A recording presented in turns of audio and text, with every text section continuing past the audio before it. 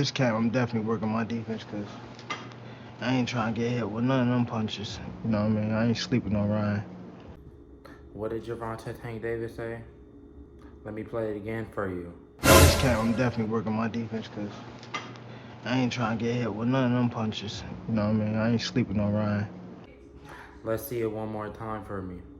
This camp, I'm definitely working my defense because I ain't trying to get hit with none of them punches. You know what I mean? I ain't sleeping on Ryan. Gotcha, bitch! So in conclusion, that means Ryan Garcia is a threat. I rest my case. All right, so what's up, guys? So I just want to take a second to talk about Ryan Garcia versus Tank Davis.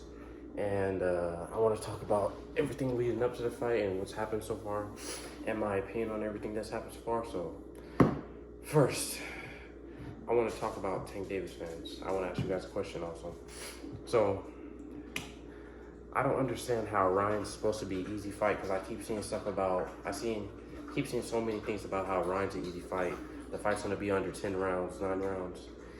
If it's such an easy fight, how come Tank Davis, the fighter you guys are saying is gonna win, how come himself he's saying it's gonna be his hardest fight? Do you think that's gonna be your toughest fight to date? I believe so. Because of he's young. You know what I mean? He's fast, he's strong. He's taller than me, got more reach. I feel as though that's going to be like, and he's hungry. I feel. And you guys are making it seem like this is not going to be his hardest fight, and it's going to be a walkover like this. I don't understand that. And then now I want to talk about their first press conference, because the first press conference, when I saw it, I felt like they were filling each other out, not really like testing each other to see what energy they were on. And then the second press conference, that went, Tank took it to the next level. Yeah. Are they good? No, don't say, guys. He came up to Ryan, he pressed him a little bit, he put his fist to his jaw. Ryan did the same, but he slapped his hand away. That was crazy. The rehydration clause. He's a bigger fighter. He's a bigger fighter, and he's only growing. Why would I fight somebody that's already? You see how he was coming from like 170, 180. Why would I try to?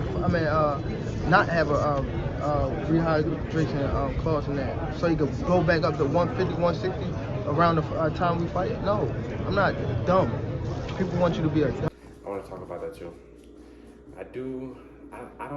I can understand Tank, because Ryan is more dangerous. Is his most dangerous opponent. Like, I know he didn't put one on Barrios, but he probably didn't see Barrios as a threat. But when you see Ryan, he's fast, he's strong, and he's a threat, and he's still growing. Like Tank said, he's still growing. So I see why he put the rehydration clause on the contract. But at the same time, I noticed that Ryan, he's already at 146. So by my understanding, I do feel like Ryan, he's trying to get his body used to 146, and then the sooner the fight gets here, he's gonna go down to 136, make the weight, and then when he goes back up to 146, the limit, I feel like he's gonna be able to fight comfortable, because he's trying to get his body more comfortable for what's coming. And then now I'm gonna talk about how he lied, because even though I am I'm rooting for Ryan, but I do think Tank is most likely gonna win. But I don't think it's gonna be an easy fight for Tank, obviously. I don't like how Ryan, he did say, he was joking. He said he was joking about how he said he couldn't eat for 3 days. 3 days, basically. He can't drink for 3 days out of the week.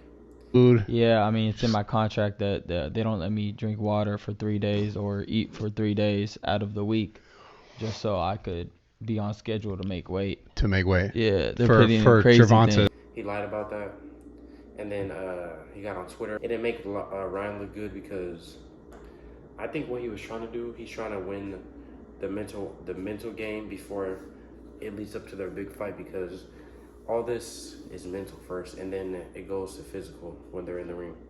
So he's trying to win the mental But as you can see, in my opinion, Tank's winning right now because Ryan, he seems still cool-headed, but I think Tank's winning because of all the stuff he's doing. He put the rehydration clause. You can see how it's making Ryan feel when he's like, "Why'd you weight drain me? Why'd you weight drain me?" It's making him feel upset, and that can lead into the fight. That can throw him off. And then you can see Ryan let him pit his jaw to his face, and he didn't do anything. So it's a lot of stuff. And then now I want to talk about what's gonna actually happen is them fighting. So I can see the fight going either way.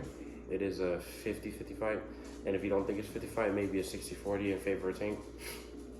So I can see Ryan landing the left hook, maybe his right hand or his left hook. So I see a lot of stuff. So when he fought Luke Campbell, people say, oh, he's gonna get dropped by Tank because Tank can hit harder than Luke Campbell, but Luke Campbell can crack too.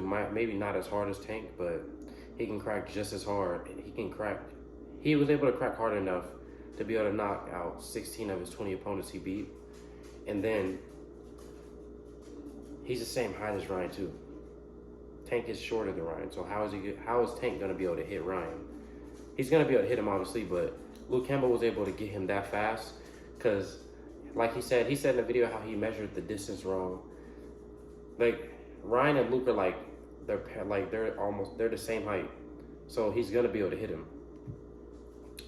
And then I also want to say, people saying he has a glass jaw. I don't think he has a glass jaw because if he would have gotten right back up and he won the fight.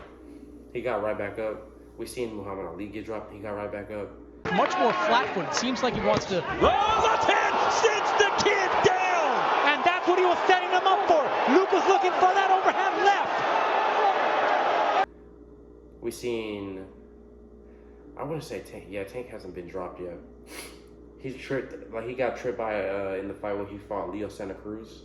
Made weight fairly easily. Fighters remember Santa Cruz to fade. That's where Santa Cruz wants to bring Davis is into the deeper waters as Andy.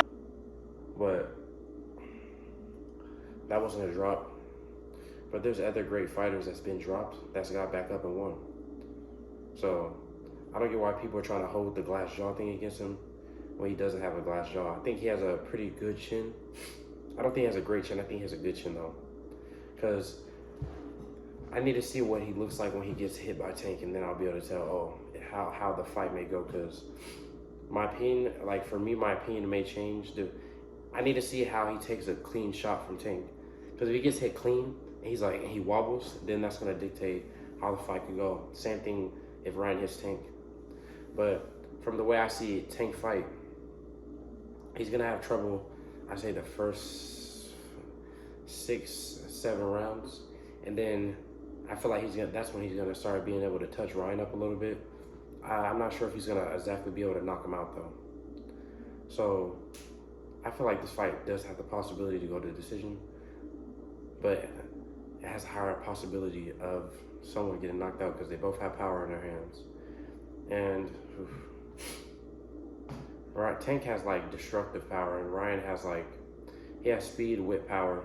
It's like when you get he pits people, he'll knock their lights out. And then Tank, if it's like he beats you down, it's like he mentally breaks you. It's like what is it called? He mentally breaks you down. It's like he keeps coming, and it's like, let's say if your chin is already good, it's like he mentally breaks you down. So that just I feel like when you're mentally broken down, it makes you it can put you at a higher chance to get knocked out because you mentally already been broken. So it's not gonna make you want to keep fighting. And when you have the will to fight, I feel like that's what makes you have a good chin. So we're gonna see exactly how Ryan favors against Tank, but it's gonna be a very good fight. I may make a separate video going deep into analyzing Tank versus Ryan, because I feel like I didn't really break down the fight right now, but I feel like I just told you guys what I feel like worked for both fighters. Because, man. And then imagine the winner of this fight is Devin Haney, or the winner of Devin Haney versus Lomachenko, or even Shakur Stevenson. And then there's still Frank Martin in there, so there's a lot of good fights at lightweight. But I want to thank you guys. I hope you guys can like, share.